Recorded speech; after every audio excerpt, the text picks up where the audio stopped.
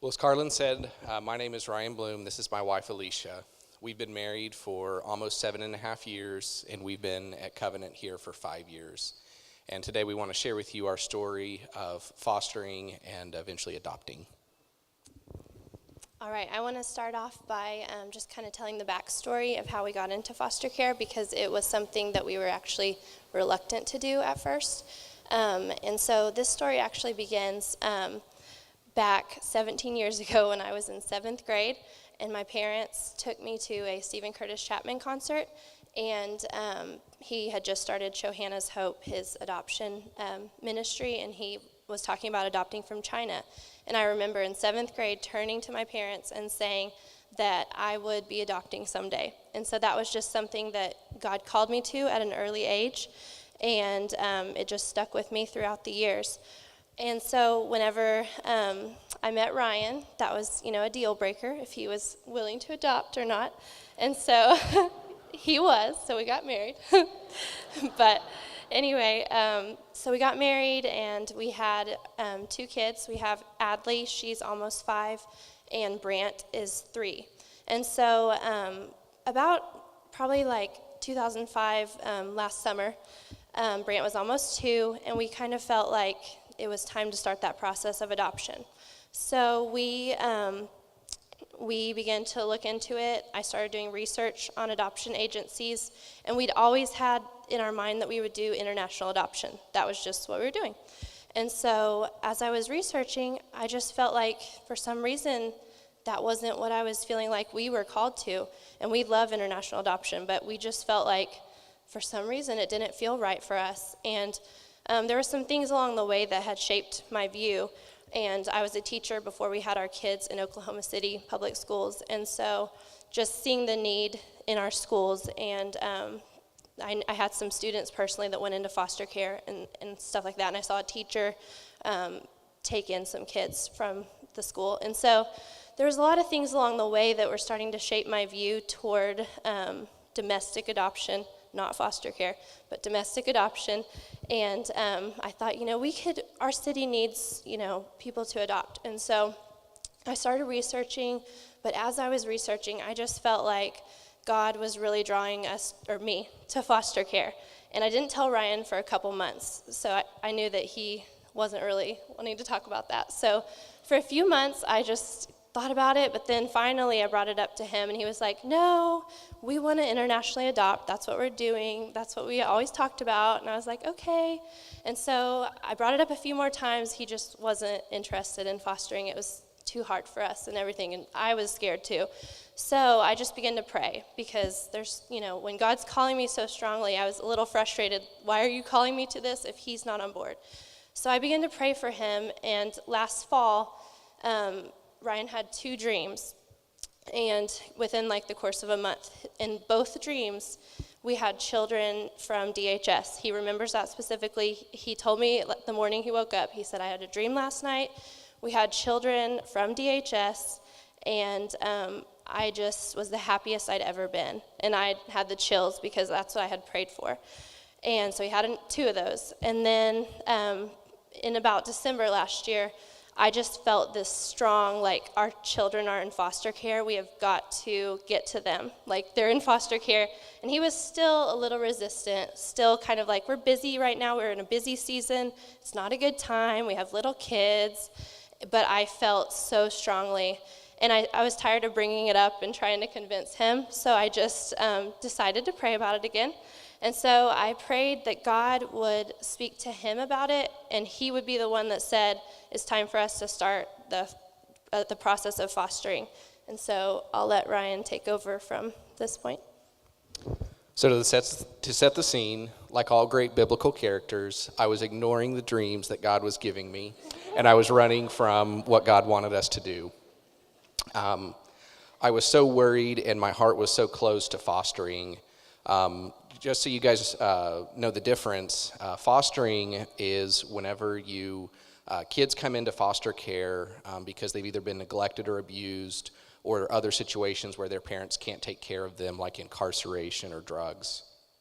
And versus adopting, which is when a child, whether international or domestic or private versus public becomes you become the legal guardian of that child. And so I was very close to fostering. I was worried about kids coming and going from our lives. I was scared about the future because I worked for an oil and gas company, and oil at that time was about $27 a barrel.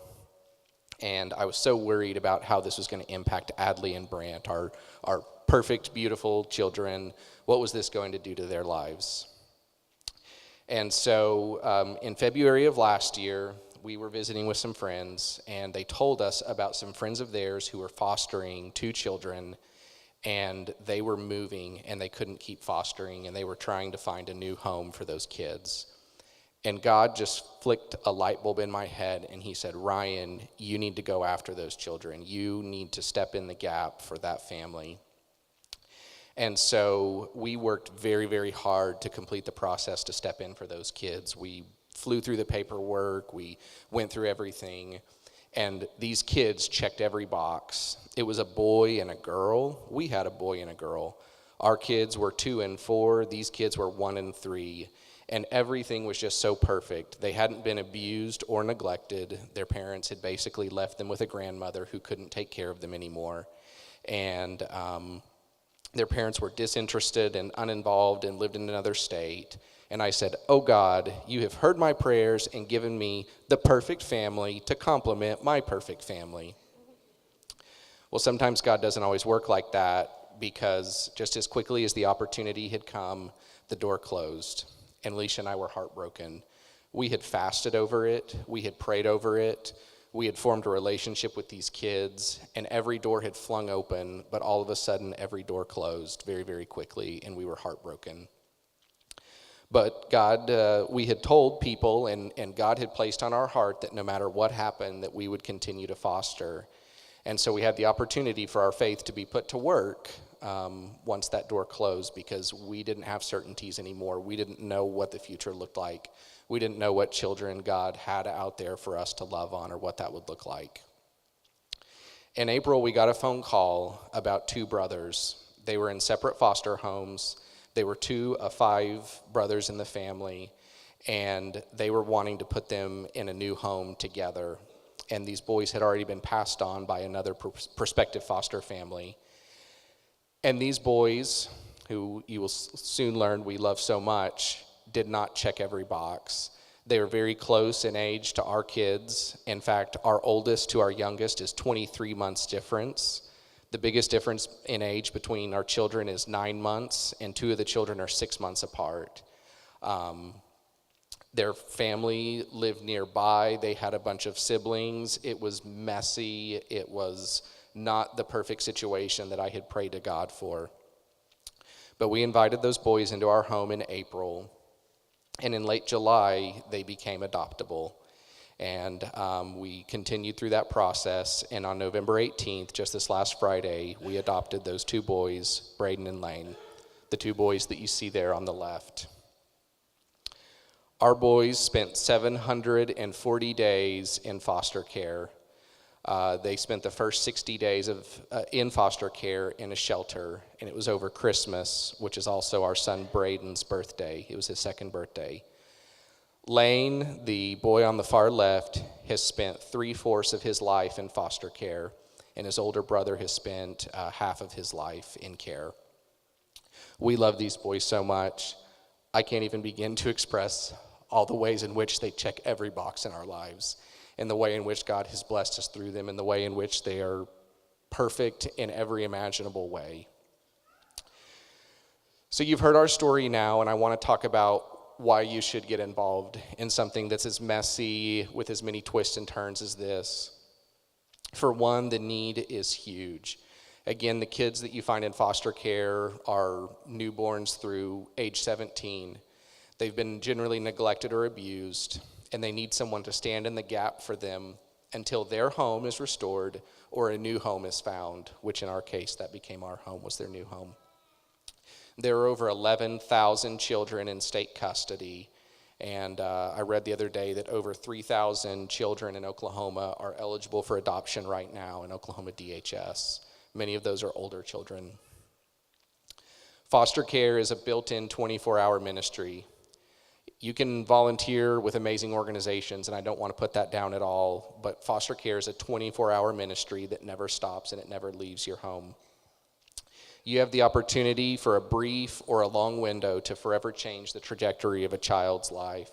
We've heard so many stories of children who came into care for a year or two and learned about God, became Christians, were able to receive services for their education or their speech or otherwise, and those kids were changed forever, and they went back to other homes and things with a completely different perspective on life than they would have had otherwise. It's a great opportunity to live out your pro-life beliefs. Alicia and I are staunchly pro-life, but we believe that being pro-life goes beyond just pro-birth. It's about providing an outlet for at-risk moms and families. It's about being a part of the solution for children that are either unwanted or can't be taken care of. And guys, I want to tell you that this opportunity is right in our own backyards. Our boys were going to die if they had stayed in the situation that they were in, and they were living 10 feet from a church here in Oklahoma City, just 10 feet away from a Baptist church. So this isn't some abstract need on another continent or another state or somebody else's problem. These are real children with real names, real lives, and real stories that live in our backyards right here in Oklahoma City. The third reason, and this is, again, of personal benefit, is just the opportunity to shake up your comfortable life. If you guys are bored or you're in a rut or you are looking and you wonder, is this all that life has for me? This is a great way for God to just completely shake up your life.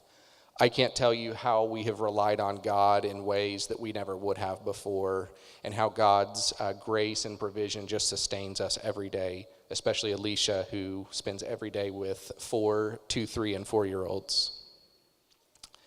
The other thing, too, is that this has been a huge opportunity for the community of believers, for us to meet a whole new community of believers with common struggles and victories. There's a whole culture of foster families that you will get to meet in this process that are just so amazing and have blessed our lives in so many ways. And you will get to see firsthand the redemption and restoration of Christ that just points us to Christ over and over again. Again, our spiritual maturity in the last 6 months has been as great or greater than our entire lives, and just how God has rescued and adopted us. So that's great. You've heard our story. You've heard why we should get involved, and I want to tell you guys how you can do that. The first thing is that you can become a foster volunteer. There are tons of fostering events all throughout the year, and they always need help to put things together or volunteer at the event. If you want to take that a step further, you can become a respite family, where you basically sign up to take in foster kids for a weekend or a week while their long-term foster family is on vacation or needs a break. And a very informal way to get involved is just to reach out and love on foster families. If you hear of a family that's fostering, rally around them. We've had women in this church that have thrown a shower for us. We have had meals brought to us. We have been blessed in so many ways by many people inside and out of this church. And so if you hear of someone that's fostering, treat them like a family that just brought a newborn home, and just really rally around and love on that family. I want to talk real quick because I told you guys about my anxiety and about my fears that can stop you. The first one was, of course, that the child was going to go home once we got attached. And that didn't happen for us. But I want to tell you that attaching to your children in foster care is what they need. Most of them have never experienced a true parent's love. And so attaching to them is what makes you a great foster parent to begin with. You will also get the opportunity to see God's plan come full circle. Lane, our son, was in a foster family before he came to live with us, and their last name is Lane, and we named him after them just because of the impact they had on his life. And the Lanes fostered 2 girls for over a year. Those girls went home to a situation that the Lanes were not really thrilled about, but that was how it went. And they worried about them and prayed for them for over a year and a half while they were fostering our boy along with his brother.